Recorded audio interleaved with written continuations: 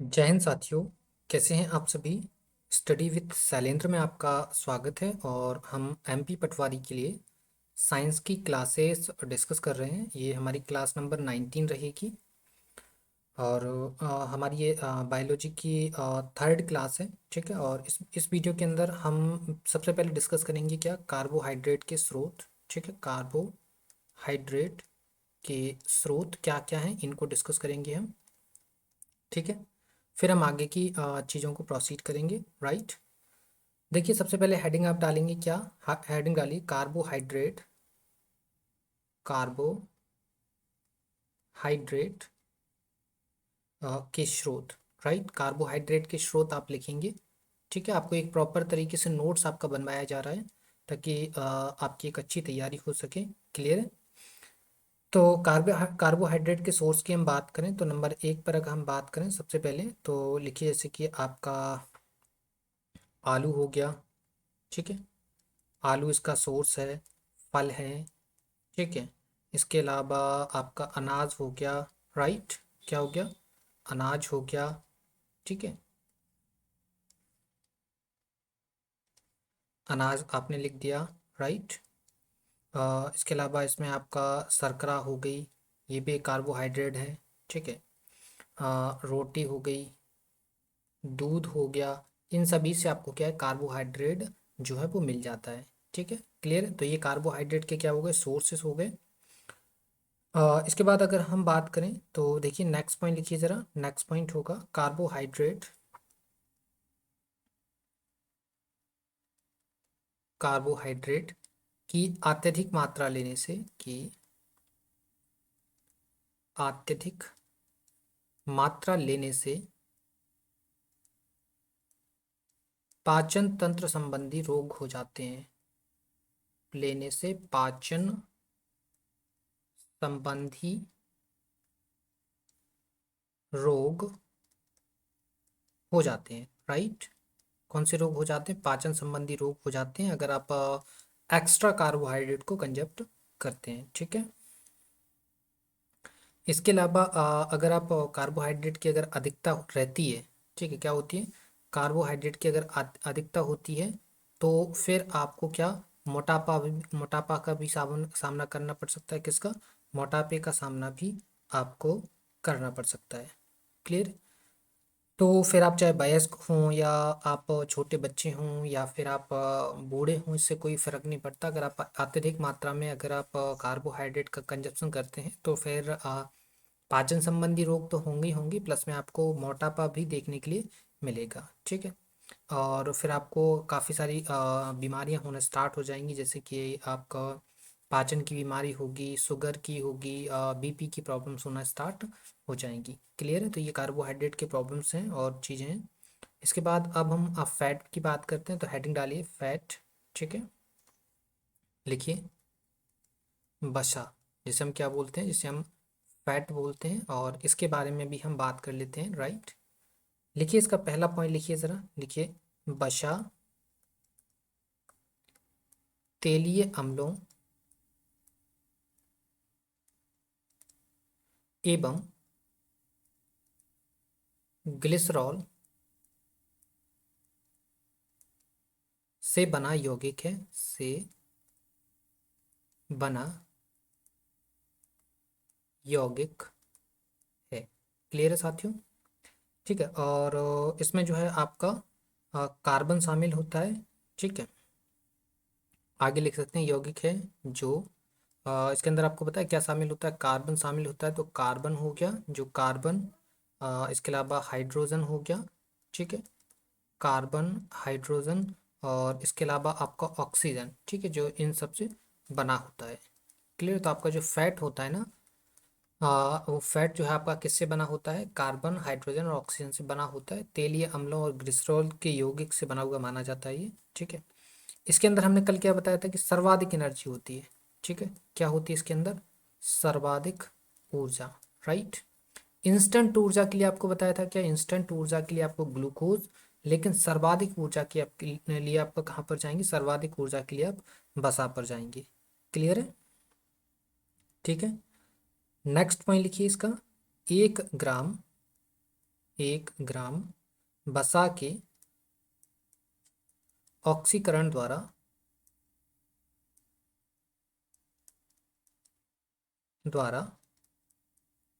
37 kilo joule 37 kilo joule ऊर्जा या 9 kilo calorie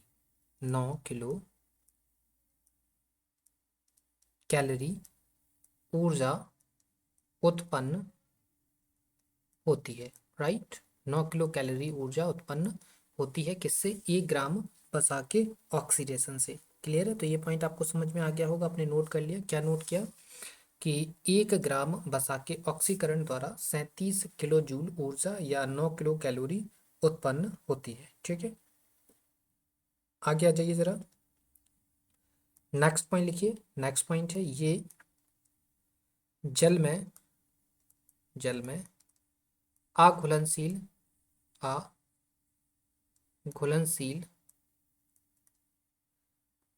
एवं एसीटोन बेंजीन बताया था, C6H6 बेंजीन तथा क्लोरोफार्म में घुलनशील है। राइट, क्लोरोफार्म में घुलनशील है। क्लियर है साथियों? ये आ गया आपको समझ में? ये जल में अघुलनशील एवं एसीटोन बेंजीन तथा क्लोरोफॉर्म में क्या है? ये घुलनशील है। क्लियर है? बसा ठीक है। देखिए जरा नेक्स्ट पॉइंट लिखिए। नेक्स्ट लिखिए जंतु बसा मतलब आप मांस की बात कर रहे हैं। ठीक है, किसकी? मांस। ठीक है, तो जंतु बसा जो होती है वो अर्ध ठोस होती है। कैसी होती है? अर्ध ठोस होती है। जबकि आप बात करें वनस्पति बसा की, ठीक है, बसा वनस्पतिक बसा ये जो होती है ना, ये आपकी होती है तरल। ठीक है, कैसी होती है? तरल, इट मीन्स लिक्विड।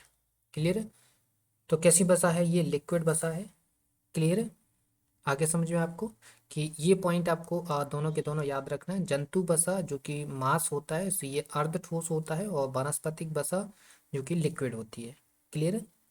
बसा के सोर्स की बात करें, इसके अगर हम स्रोत की बात करें तो बसा के स्रोत कौन कौन से हैं? तो बसा के स्रोत एक तो आपका जानते हैं मांस हो गया।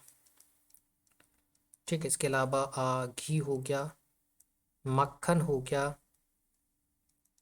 पनीर हो गया। ठीक है, अंडा का योक हो गया,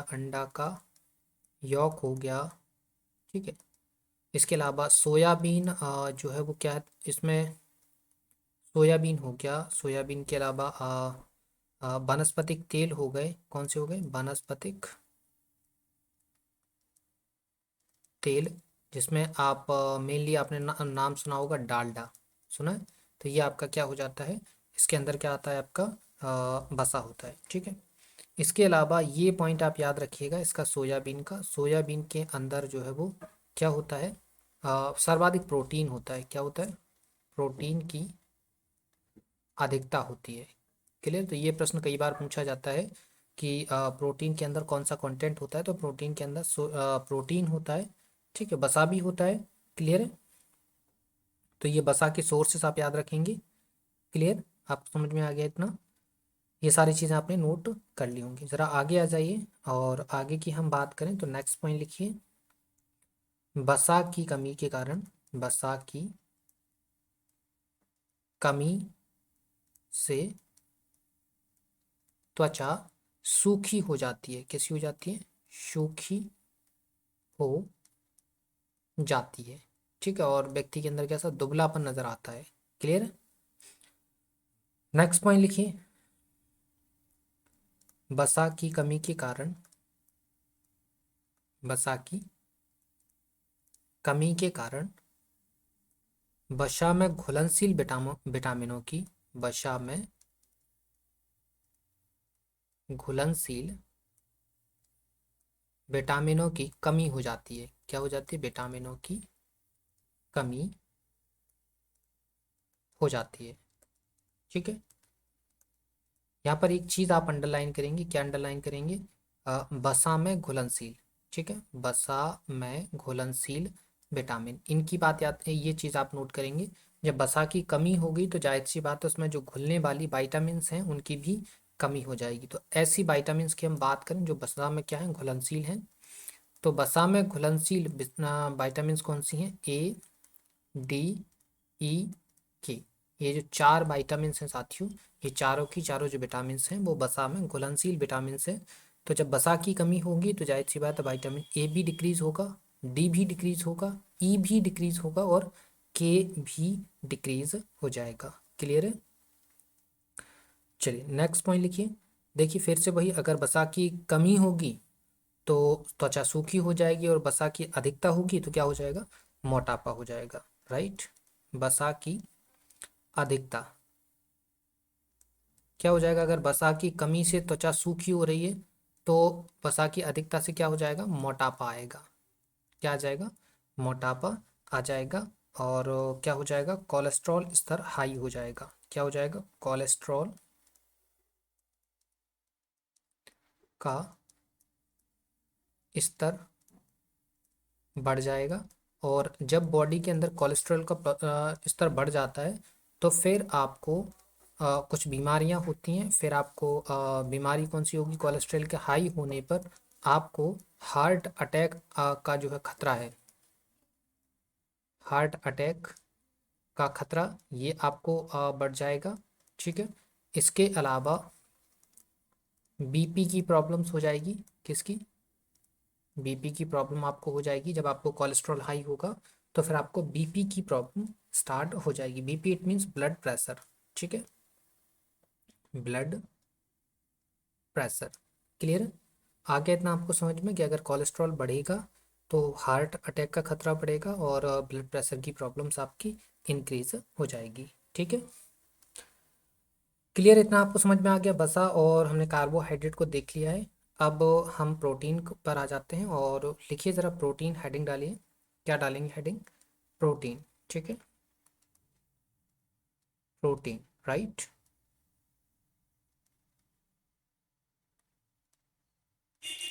क्लियर? चलिए तो इसको हम समझते हैं प्रोटीन एक्चुअल में होती क्या है। तो देखिए प्रोटीन जो वर्ड है ना, इस शब्द का सबसे पहले पहले जो प्रतिपादन है वो 1930 में किया गया था। तो लिख सकते हैं आप 1930 में प्रोटीन शब्द का, प्रोटीन शब्द का प्रतिपादन, प्रतिपादन बर्जीलियस द्वारा किया गया था। किसके द्वारा किया गया था साथियों? बर्जीलियस के द्वारा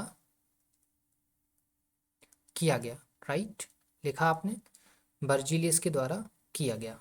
ठीक है, किया गया। राइट, इतना आपको समझ में आ गया। प्रोटीन्स में क्या है कि 1930 में प्रोटीन शब्द का जो प्रतिपादन है वो बर्जीलियस के द्वारा किया गया। क्लियर?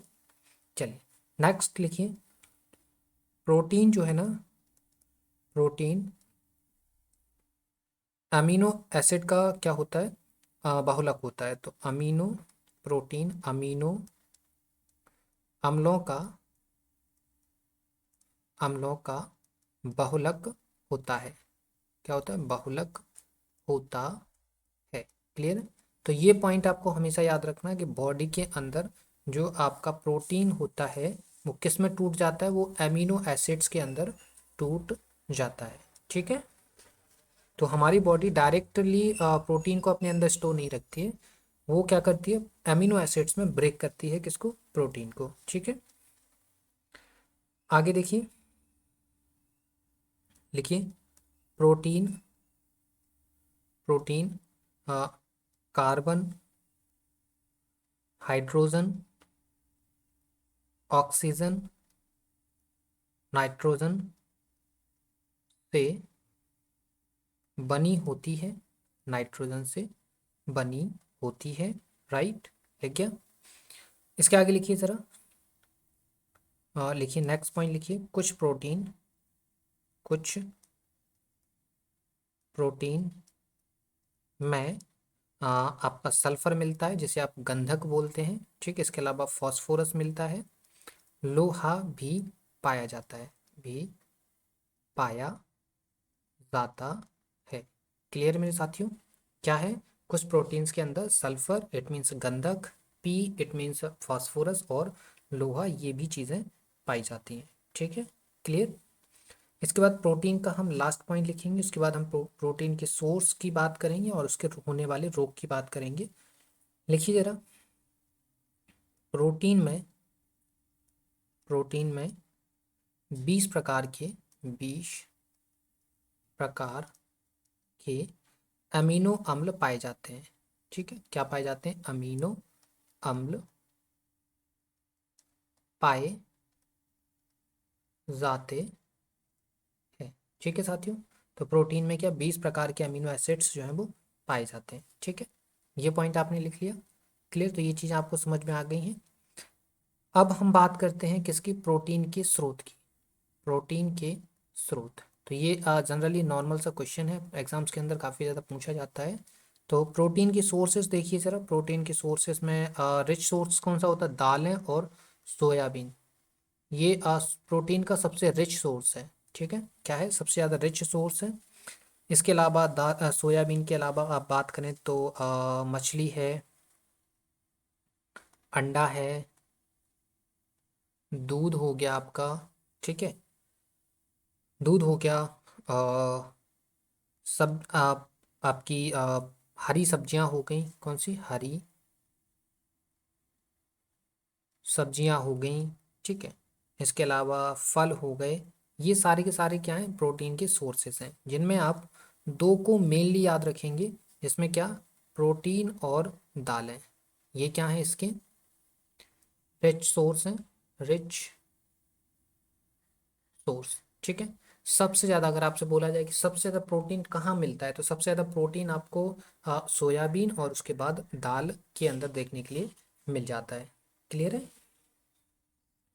नेक्स्ट, और इसका नेक्स्ट पॉइंट लिखिए, रोग, कमी से रोग, ठीक है। कमी से रोग, ठीक है। तो कमी से इसका कौन सा रोग होता है? कमी से होता है आपका सूखा रोग, ठीक है। कौन सा रोग होता है साथियों? सूखा रोग। इस क्लियर? इसके अलावा एक और आप देखेंगे तो उसको हम बोलते हैं क्वासी, क्वासी और कर, राइट। क्या बोलते हैं? क्वासी और कर। ये वाला भी जो रोग है वो किससे? प्रोटीन की कमी से हो जाता है, ठीक है। क्वासी और कर, राइट। तो ये हमारे प्रोटीन थे। प्रोटीन के बारे में आपने देख लिया। प्रोटीन के बारे में आपने क्या देखा कि प्रोटीन जो वर्ड है वो सबसे पहले किसने यूज़ किया था? सबसे पहले बर्जीलियस साहब ने 1930 के अंदर यूज़ किया था। और प्रोटीन जो है वो हमारी बॉडी उसको अमीनो एसिड्स में तोड़ देती है, तो हमने कहा कि प्रोटीन जो है वो अमीनो एसिड्स का बाहुलक है। और प्रोटीन जो है वो carbon, hydrogen, oxygen, nitrogen in सब से बना होता है, ठीक है। इसके अलावा कुछ प्रोटीन्स के अंदर आपको सल्फर इट मीन्स गंधक, फास्फोरस, लोहा ये भी आपको देखने के लिए मिल जाएगा। और मेन इंपॉर्टेंट यहाँ आइए ज़रा, ये देखिए, प्रोटीन में 20 प्रकार के अमीनो अम्ल पाए जाते हैं, ठीक है। क्लियर? इसके अलावा देखिए जरा साथियों, क्या है? प्रोटीन के स्रोत की अगर हम बात करें तो दालें हो गई, सोयाबीन हो गए, मछली हो गई, अंडा हो गया, दूध हो गया, हरी सब्जियां हो गई, फल हो गए, ये सारे के सारे क्या है? प्रोटीन के स्रोत हैं, ठीक है। कमी से होने वाला रोग क्या है? सूखा रोग है, क्वासी वोरकर भी इसका सोर्स है, ठीक है। क्लियर? चलिए तो आगे देखिए ज़रा, अब हम बात करते हैं किस पे? विटामिन को लेकर। तो हेडिंग डालिए vitamin, right. Vitamin, vitamin, right. Clear? तो हम वाइटामिन की बात करते हैं। देखिए, वाइटामिन जो शब्द है ना, वाइटामिन शब्द, ये सबसे पहले इसका जो प्रतिपादन है वो किसने किया था? इसका प्रतिपादन फंक ने किया था। किसने किया था? फंक, राइट। तो ये आप याद रखेंगे कि विटामिन शब्द का सबसे पहले जो प्रयोग है या प्रतिपादन है किसने किया था? फंक ने किया था, ठीक है। अब हम देखो वाइटामिन के आगे की हम बात करते हैं। तो विटामिन या विटामिन में एक चीज़ आप याद रखेंगे कि विटामिन का विभाजन जो है वो टू टाइप से हम कर सकते हैं। कितने टाइप से कर सकते हैं? टू टाइप्स से इसका विभाजन कर सकते हैं। क्लियर? अब वो दो तरीके कौन कौन से हो सकते हैं वो ज़रा देखिए। ठीक है, कौन कौन से, नंबर एक लिख यहाँ पे लिखिए। जस्ट 1 मिनट, गलत लिख दिया अपन ने। ऐसा लिखिए, जल में घुलनशील और बसा में घुलनशील, राइट। जल में घुलनशील और दूसरी कौन सी है, बसा में घुलनशील, राइट। दो ही चीज़ें हैं आपकी, एक तो जल में घुलनशील और दूसरी बसा में घुलनशील, राइट। इसके एग्जांपल्स की अगर हम बात करें तो कौन सी है, और इसके एग्जांपल्स की बात करें तो इसके एग्जांपल हम बता ही चुके हैं, ए, डी, ई, के। ये जो चार वाइटामिन्स हैं वो बसा में घुलनशील हैं। और बची कौन सी, बी बची और सी बची, ये दो वाइटामिन्स जो हैं वो किस में हैं, जल में घुलनशील है। ठीक है, विटामिन बी बोल लीजिए या फिर पूरी बी कॉम्प्लेक्स बोल दीजिए, क्योंकि विटामिन बी की काफ़ी सारी वाइटामिन्स हैं। तो विटामिन बी कॉम्प्लेक्स एंड सी, ये जो है वो जल में घुलनशील है। क्लियर, आ गया आपको समझ में इतना? ठीक है, तो अब हम इन सभी विटामिन्स को बारी बारी से इनको जान लेते हैं कौन कौन सी हैं। तो सबसे पहले हम विटामिन ए की बात कर लेते हैं। ठीक है, किसकी बात कर लेते हैं, विटामिन ए की बात कर लेते हैं, राइट। ए, क्लियर। तो हेडिंग विटामिन ए डालिए और सबसे पहले इसका नाम लिखिए। नाम है इसका रेटिनॉल। क्या नाम है इसका, रेटिनॉल। ठीक है, क्या नाम है इससे, इसका नाम है रेटिनॉल। ठीक है, सोर्स की हम बात करें, सोर्स की अगर हम बात करें साथियों, तो सोर्स में आपका मछली का यकृत आ जाता है। मछली के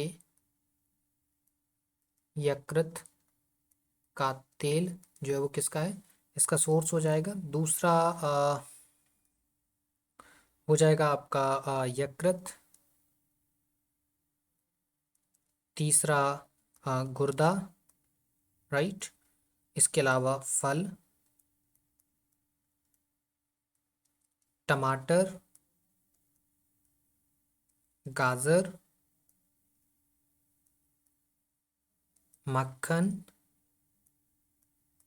अंडे का योक या अंडे की जर्दी हम जिसे बोलते हैं, अंडे की जर्दी। ठीक है, इन सब के अंदर आपको विटामिन ए देखने के लिए मिल जाएगा। और अब फाइनली हम बात करते हैं कमी से रोग। वैसे काफ़ी सारे रोग होते हैं, लेकिन एग्जाम में सिर्फ आपसे एक ही चीज़ पूछी जाती है कि विटामिन ए की कमी से होने वाला रोग कौन सा है, रतौंधी।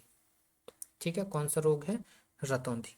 क्लियर, होते तो काफ़ी सारे हैं, दांत भी कमज़ोर हो जाएंगे, आपकी वृद्धि भी रुक जाएगी, लेकिन मेन जो कमी से होने वाला रोग है वो रेटिनॉल सॉरी रतौंधी है। तो आप इसी को याद कर लीजिए, ज़्यादा चीज़ें कुछ याद करने की ज़रूरत नहीं है। ठीक है, तो विटामिन ए में आपने क्या देखा कि इसका नाम रेटिनॉल है। सोर्सेस आपको समझ में आ गए होंगे, मछली के यकृत का तेल, यकृत, गुर्दा, फल, टमाटर, गाजर, मक्खन, अंडे की जर्दी, ये सारे के सारे जो हैं वो क्या हैं, विटामिन ए के सोर्सेस है। ठीक है,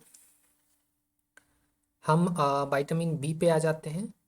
क्लियर, विटामिन बी या विटामिन बी, इसके बारे में ज़रा लिखिए। विटामिन बी के बारे में इसका पहले नाम लिख लीजिए। तो इसका नाम होता है थाइमीन। क्या होता है इसका नाम, थाइमीन। क्लियर है, तो थाइमीन आपने लिख लिया, राइट।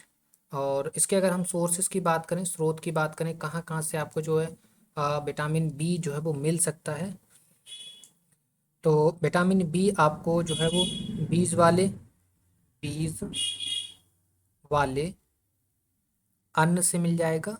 ठीक है, इसके अलावा मांस के अंदर विटामिन बी होता है। दूध में विटामिन बी होता है। दूध तो आपका देखो संपूर्ण सभी प्रकार की विटामिन आपको दूध के अंदर मिल जाएंगी। ठीक है, इसके अलावा आपका सोयाबीन हो गया। क्लियर है, सोयाबीन हो गया। ठीक है, इसके अलावा आप देखेंगे अंकुरित अनाज हो गया, राइट। अंकुरित अनाज हो गया। ठीक है, अंडा हो गया। इन सभी के अंदर आपको जो है वो विटामिन बी जो है वो देखने के लिए मिल जाएगा। कमी से होने वाले रोग की बात करते हैं, कमी से रोग। तो कमी से होने वाला रोग सिर्फ एक ही याद रखेंगे आप, कौन सा, बेरी बेरी। क्लियर, कौन सा रोग याद रखेंगे, बेरी बेरी। ठीक है, हालांकि इससे काफ़ी सारी और भी कमियां होती हैं तो उनको याद रखने की कोई ज़रूरत है नहीं, पेपर में बेरी बेरी से रिलेटेड ही क्वेश्चन पूछा जाता है, सोर्सेज से रिलेटेड क्वेश्चन पूछे जाते हैं। और नाम आपको हमेशा याद रखना है, जितने भी विटामिन हैं उनके आपको रासायनिक नाम हमेशा याद रखना है, तो वो आपके एग्जाम के अंदर पूछे जाते हैं। ठीक है साथियों, चलिए सो नेक्स्ट पे आ जाते हैं। विटामिन बी हो गया, अब विटामिन B2 को डिस्कस करते हैं। ठीक है, विटामिन B2 क्लियर है। विटामिन B2 की अगर हम बात करें तो इसका नाम लिखिए ज़रा, इसका नाम है राइबोफ्लोविन, राइबोफ्लोविन। ठीक है, राइबोफ्लोविन इसका नाम हो गया।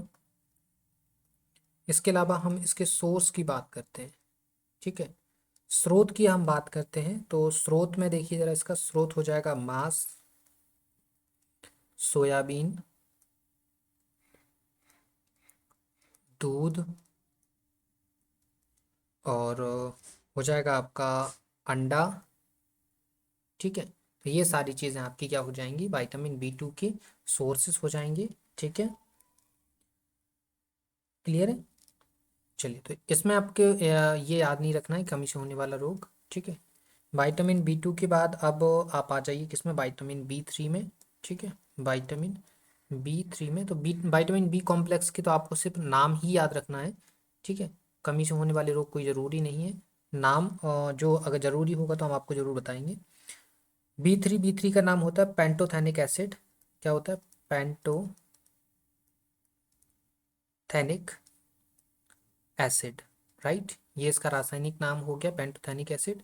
सोर्सेस तो आपको वही आपके B2 के हैं, वही आपके B3 के हो जाएंगे, कोई खास कुछ नहीं है। ठीक है, विटामिन B5 नाम आपके लिए इंपॉर्टेंट है, क्योंकि यहाँ से कई बार आपके एग्जाम में आया है क्वेश्चन। ठीक है, तो बच्चे कंफ्यूज हो जाते हैं, विटामिन बी का नाम रट कर चले जाते हैं और वो गलती करके आ जाते हैं। ठीक है, तो नाम पूछा गया, यहाँ से कमी से होने वाले कोई रोग इंपॉर्टेंट है नहीं, तो आप नाम याद रख लीजिए। नाम है इसका नियासिन, राइट। नियासिन के अलावा इसको हम निकोटिनिक निकोटिनिक अम्ल के नाम से भी जानते हैं, तो इसका नाम हो गया क्लियर। तो यहाँ पर हमने 3 विटामिन देखे, 1, 2 और 3। ठीक है, तीनों के नाम आपके लिए इंपॉर्टेंट है, सोर्सेज आपको मालूम चल गए हैं, तीनों की सोर्सेज जो है वो सेम ही हैं। ठीक है, अब हम विटामिन B5 के बाद विटामिन B6 पर आ जाते हैं। किस पर, विटामिन B6 पर आ जाते हैं, राइट। और लिखिए ज़रा विटामिन B6 का नाम लिख लीजिए, नाम ही इंपॉर्टेंट है, सोर्सेज वगैरह पे कोई ज़रूर वो नहीं रखना है। इसका नाम है पायरोडॉक्सिन। क्या नाम है, पायरोडॉक्सिन। ठीक है, क्लियर। इसका नाम क्या हो जाएगा, पायरोडॉक्सिन इसका नाम हो जाएगा। तो यही चीज़ आपको याद रखना है, क्लियर, और कुछ आपको याद नहीं रखना है। ठीक है साथियों, चलिए, तो विटामिन के बाद अब हम विटामिन B6 हो गया ना, अब विटामिन B7 पे आ जाते हैं। ठीक है, vitamin B7, right. Vitamin B7 लिखिए, और इसका तो नाम आपने काफ़ी सुना होगा, टीवी एड्स वगैरह में नाम सुना होगा, नाम है इसका बायोटिन। ठीक है, बायोटिन, आपने देखा वो बाल जब टूटते हैं तो फिर आपको बायोटिन के कैप्सूल्स दिए जाते हैं। ठीक है, तो इसका इसका याद रख लीजिए, कमी का रोग, कमी से रोग। सोर्सेज वही रहेंगे, मांस, अंडा, यकृत, ठीक है, फल, दूध, ये सारी चीज़ें रहेंगी, क्लियर। क्या है इसका, लिखिए, रोग बालों का गिरना, कमी से होने वाला रोग कौन सा, बालों का गिरना। ठीक है, होने तो देखो रोग तो काफ़ी सारे हैं, मेन मेन आप याद रखेंगे। आपने जब भी देखा हो, कभी आप मेडिकल पे जाइए, उससे बोलिए बायोटिन की कैप्सूल चाहिए है, तो वो आप वहाँ से बायोटिन की कैप्सूल लेकर आएंगे, उस पर देखना आपको लिखा होगा बालों से गिरने के लिए आपको बायोटिन की कैप्सूल दिए जाते हैं। ठीक है, या फिर आप सीधा जाके मेडिकल में बोलिए हमें बाल झड़ रहे हैं, कैप्सूल दे दीजिए, तो वो आपको बायोटिन की कैप्सूल दे देगा। ठीक है, तो वो क्या होता है, B7 होता है, विटामिन B7 होता है। ठीक है, अब हम आ जाते हैं किस पर, विटामिन B9 पे। विटामिन B9, ठीक है, विटामिन B9 के बारे में ज़रा लिखिए, इसका नाम लिख लीजिए विटामिन B9 का। इसका नाम है फॉलिक अम्ल। क्या नाम है, फॉलिक अम्ल। ठीक है, फॉलिक अम्ल, इसका कमी से होने वाला रोग आप याद रखिए, कमी से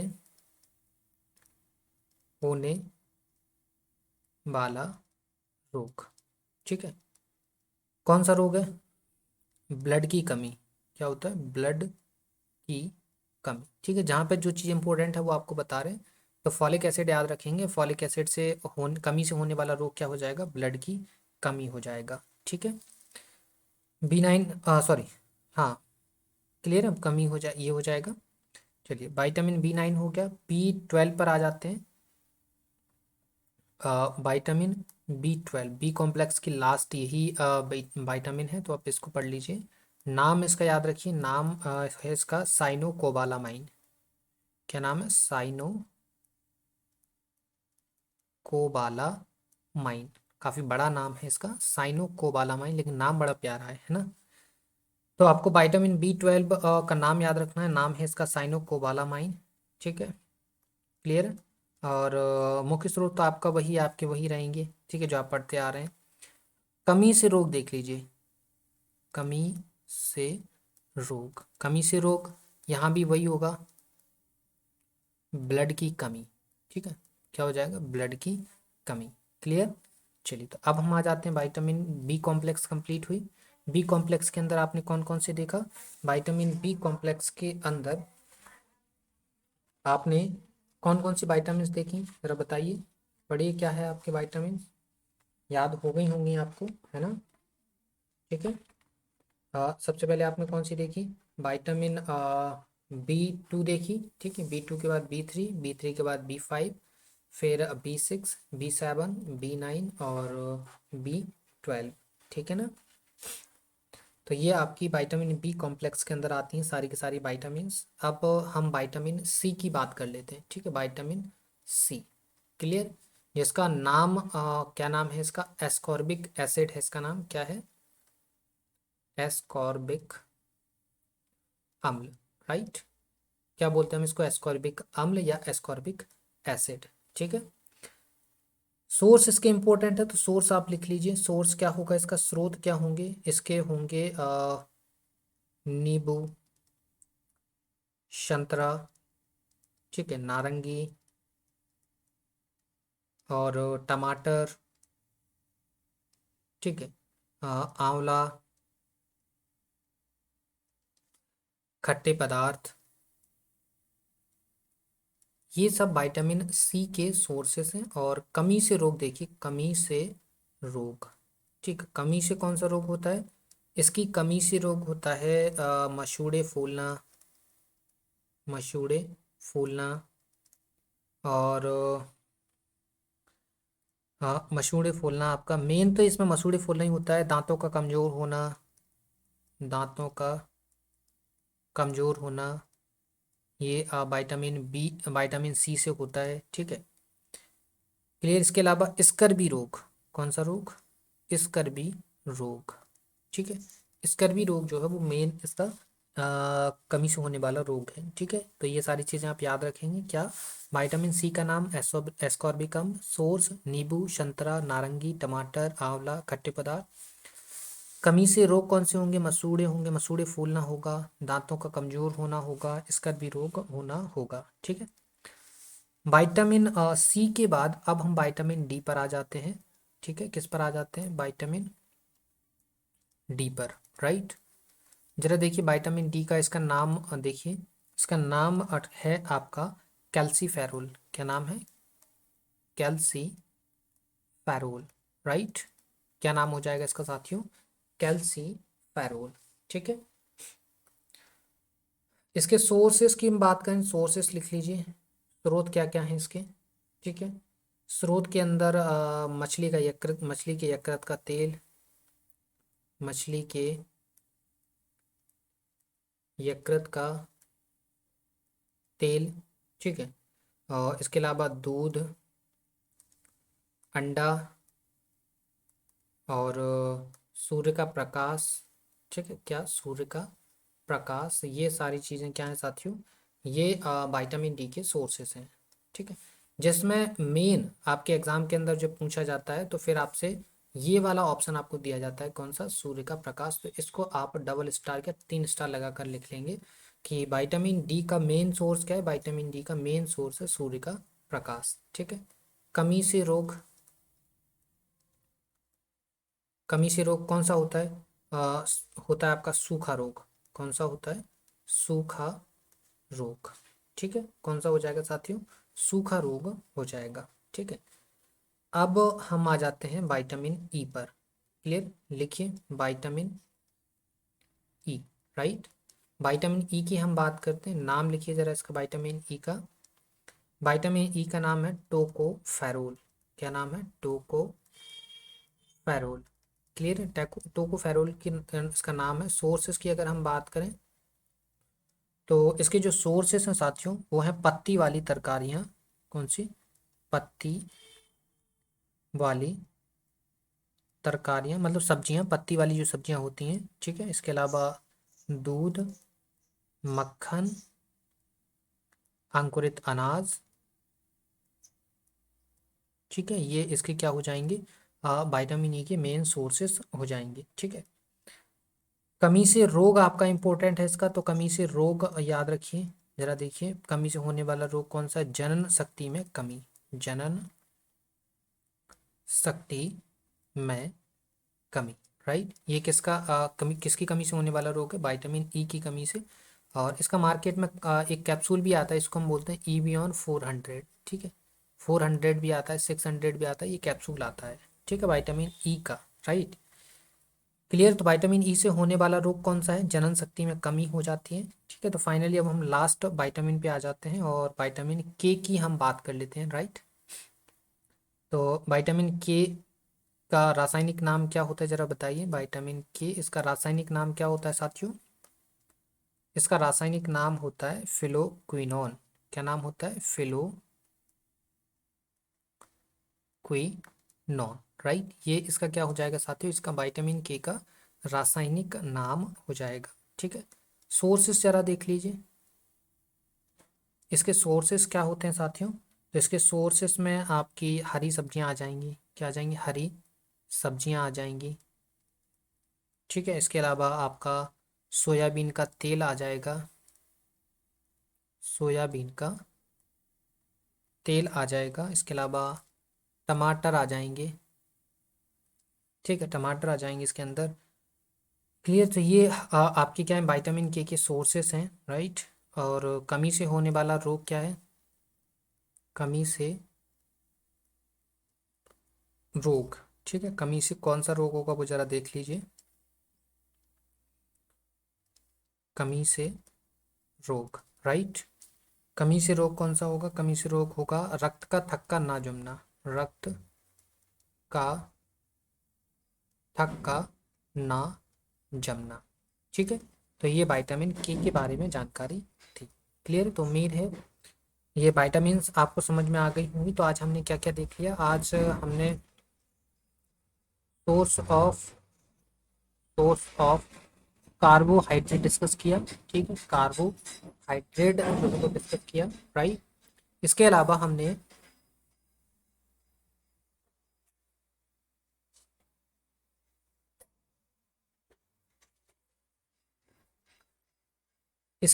साथियों क्या डिस्कस किया? इसके अलावा हमने फैट के बारे में डिस्कस किया। इसके अलावा हमने प्रोटीन्स के बारे में डिस्कस किया।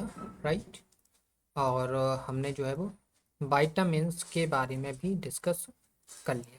क्लियर, तो ये हमारे कुछ आज के टॉपिक्स थे जो उम्मीद है आपको समझ में आ गए होंगे और आप प्रॉपर तरीके से नोट्स भी अपना मेंटेन कर रहे हैं। ठीक है, तो आपका नोट्स एक प्रॉपर नोट्स बन के तैयार हो रहा है।